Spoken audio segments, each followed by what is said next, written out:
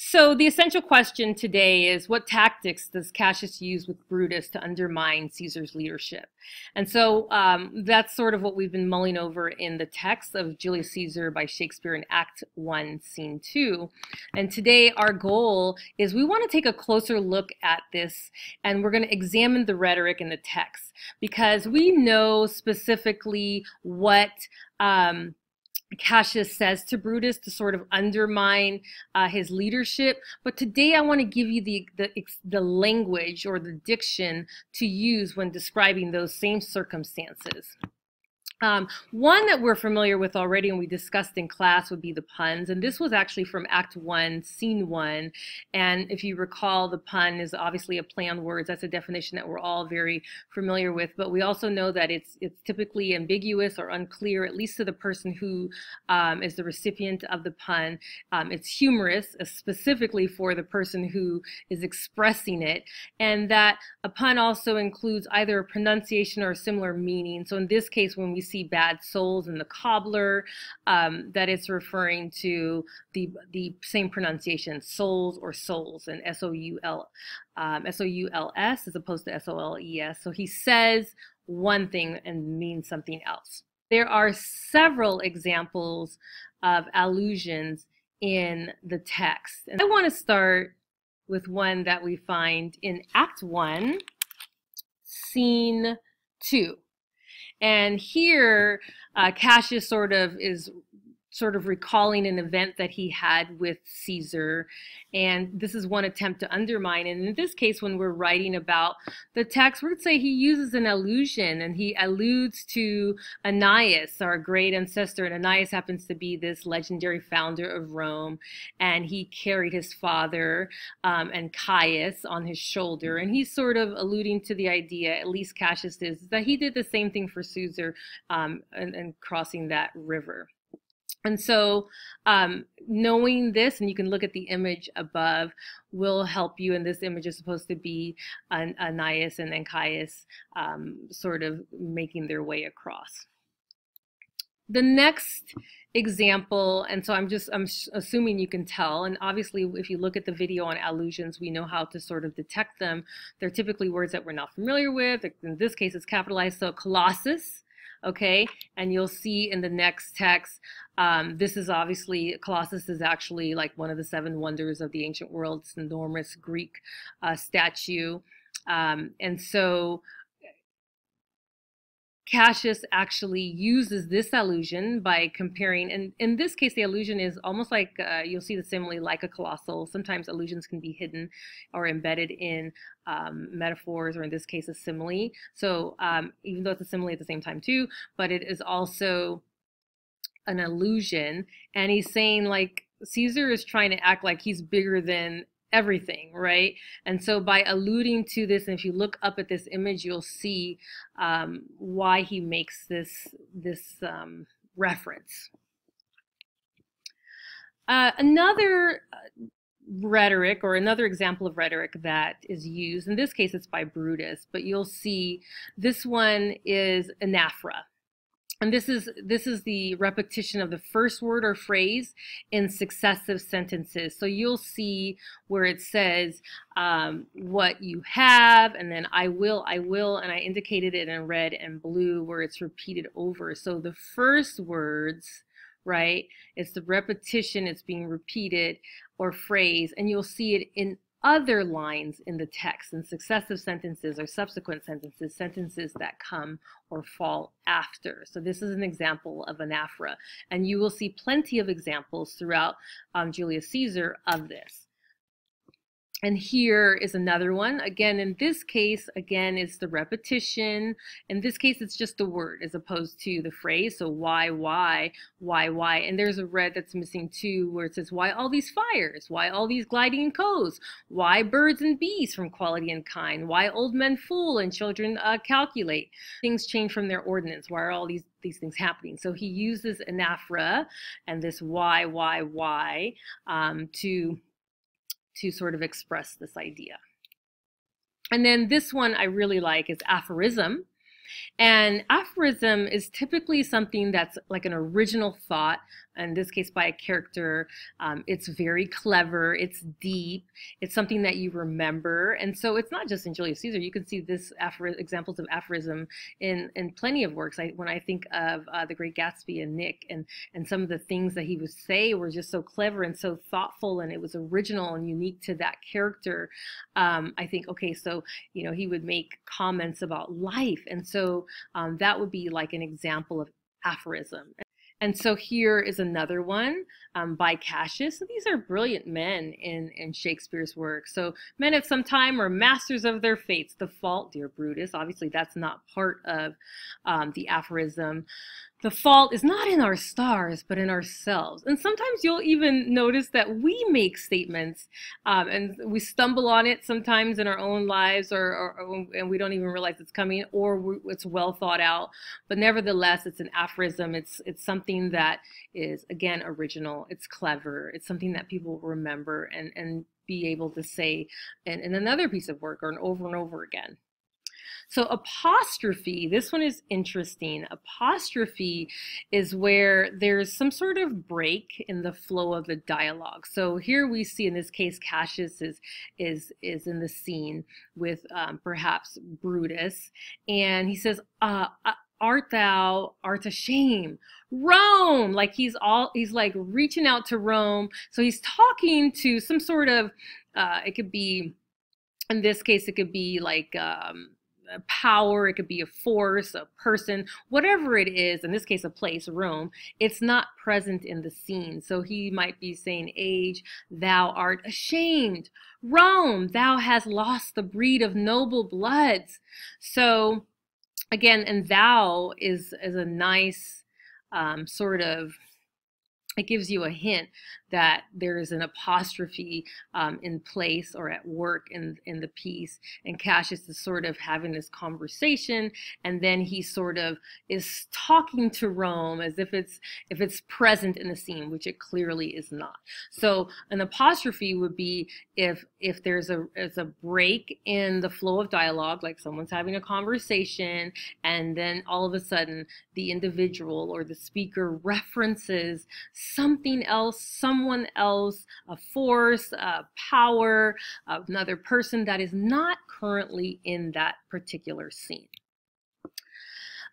This next one is catachresis. And it looks like Caesar says this, so it doesn't necessarily go with the essential question, but I think it's an important examination of rhetoric that's used in the text. And this really, catachresis, is something that is exaggerated. It's an exaggerated, powerful metaphor that's used. And usually metaphors would be, you know, comparing two things, right? In this case, it's comparing two things that are not even anything alike, and it's nearly impossible to achieve. So he says, yon Cassius has a lean and hungry look. Well, it is completely impossible to be lean, right? And then to have a hungry look. Like, that is not something that can be achievable. So it's, again, for catachresis, it's this exaggerated, powerful metaphor that's used, and you will see this throughout the work. And so, you know, it's one thing if you think about the language that's used. I mean, it's archaic. Sometimes the meaning changes over time. So some of the things that we're familiar with, we think, what does Shakespeare mean when he says this? But not only all of that, which makes it so challenging and so dense. Just think of it, all of the things I'm sharing with you today is really just the rhetoric that's used in Act 1, Scene 2 of the text. So now we add this other element on top of it being archaic, and the order of words and the syntax is quite different. Now we're adding this element of rhetoric that's used by the characters to express all these ideas, which is very, very interesting. This one I also like, and this rhetoric or example of a rhetorical device is called CLIMAX, not the same that we use with the whole plot diagram. But this one is just saying when a character makes a statement, right, he does it in ascending order of importance. So he says, I be alive. And so it's an order. And obviously when you see this in the text, it's not numbered 1, 2, and 3. So I be alive, and your mind hold, and your dinner worth the eating. So basically the climax is it starts with the least important and it moves to the most important. All of these rhetorical devices really require a very close reading on your part. That's why we spend so much time on different pieces of the text and excerpts of the text so we could look closely at it. And when it's confusing, that's very likely that there's something more at work here. There's some sort of rhetorical device happening. There's some figurative language that we sort of needed to navigate through and kind of get through the layers of the text to be able to understand it more clearly.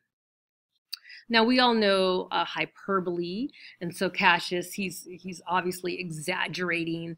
It's a gross exaggeration of something, an event, right? So if Caesar had stabbed their mothers, they would have done no less. And obviously that's not true, and he didn't really stab anyone's mother. And you know, gosh, he's saying that this guy can get away with anything, and this just shows the level of disgust that he has for Caesar, right? I mean, here is Cassius is talking to Brutus and wants him, you know, to contemplate killing him. And so he's putting all these thoughts in his mind. And so now when you say this in your work, if you're doing a written response, you want to say like, Cassius uses the hyperbole when he says that, you know, that even if Caesar had stabbed their mothers, right? And so that is not something that he would do, but man, that is, it's very exaggerative, and it makes you think just how much he dislikes Caesar. It's very obvious because of the exaggeration that he uses. Now this one is interesting. We all are familiar with metaphor. In this case, it's like an implied metaphor. So in this instance from Cassius, when he makes this comment, upon what meat doth our Caesar feed, that he has grown so great. And meat in this case, right, is the people. We're comparing the meat to the people. And so we know that he's not eating meat literally. He's not eating the meat and growing, but he definitely, he's feeding off of the people and has become increasingly more powerful. And so that's really what this phrase is saying. And so these examples really require a close reading, like I said before, but also like a discussion, and you have to like really take it apart. It requires several people to sort of work through this and figure some of this out. I think if we try to navigate the text for the rhetoric and try to make sense out of it on our own, it becomes you know, very challenging. So it's really important to be a part of the conversation and discuss, like, what does he mean when he says this, and to take risk in that conversation. So there's parallelism and isocolon. And so we are also familiar with parallelism, where it's the same grammatical structure and syntax for multiple sentences. But isocolon is a form of parallelism, and it's where there's the same length. And that just reinforces the effect, which is what it says here. So if you need me to slow down, you can always hit pause. I know I'm going through this rather quickly. And so here's an example. Obviously, this is not an isocolon. It is parallelism. It's the same grammatical structure. But again, we see Cassius sort of saying, what should be in that Caesar? What should that name be sounded more than yours? Why, excuse me, should that name be sounded more than yours? Write them together, yours, as if, you know, it's a fair game. So again, if you're doing a written response and you're asked that essential question, like what is Cassius doing, or what is Cassius saying to Brutus that sort of undermines the leadership of Caesar, you could say that he uses parallelism to sort of question Caesar and have him really think about just how equal they really are. And so he tried to minimizes, he not only undermine, but he attempts to minimize the impact that Caesar has. And we'll see later what effect that truly has. Okay, so this one is pro-catalepsis. And this is where the listener actually sort of shares their objections or their fears in this case without posing questions. So we'll see, like, I fear him not, yet I do not know the name I should avoid. So soon as that spare Cassius, so this is Caesar talking. So this isn't necessarily driven by our essential question, but it's still a piece of rhetorical device that we need to be conscious of as we read. So he's just sharing some objections that he has without forming questions. And sarcasm, right? When it says a falling sickness, it's really like epilepsy. And so in this case, Caesar is or has experienced some episodes of an epileptic seizure, not Caesar, right? And so Cassius has sort of pointed it out. So he's using sarcasm to, again, undermine Caesar's leadership. So this next one is synesthesia, and this is so interesting, I find. And this is, and I have this little mixture here. It's a mixing of 2 or more senses. And when I say 10 senses, I mean, you know, touch, sight, hearing, right? All of our 5 senses. Also called cross-sensory metaphor. Synesthesia creates an image or association by combining words associated with the disparate or distinguished senses. So I'm going to show you what that means. It really just means that you're combining more than one sense. So you might be taking something that it's how something feels, and then you might also be eliciting another sense by how something sounds, and you're putting those 2 ideas together. So let's see what it looks like when it's at work in Julius Caesar's piece. So here it is when Casca, and this is also, so we're deviating a little bit from our central question, but I think also it's important for us to examine the rhetoric that's used in the text. So the ramblement uttered such a deal of stinking breath. So even within the context of that very one line, he's able to communicate this idea. And so we have 2 senses being used here. Uttered as you can hear it, right? You say it, you hear it. And then the stinking breath, the language that's used, tells you that something smells really bad. So we've got these 2 senses in the same line. You get like synthesizing, right? Synesthesia, and that's really what that is when you combine those 2 in one. Very interesting, and we're going to see more and more of it. All right. So when you're asked what tactics does Cassius use with Brutus to undermine Caesar's leadership, you're going to have plenty to say, right? You're going to be able to say Cassius uses hyperboles, he uses you know, an apostrophe, he uses aphorisms, he uses anaphoras, he uses allusions, he uses puns. There's so much at work here just in one scene.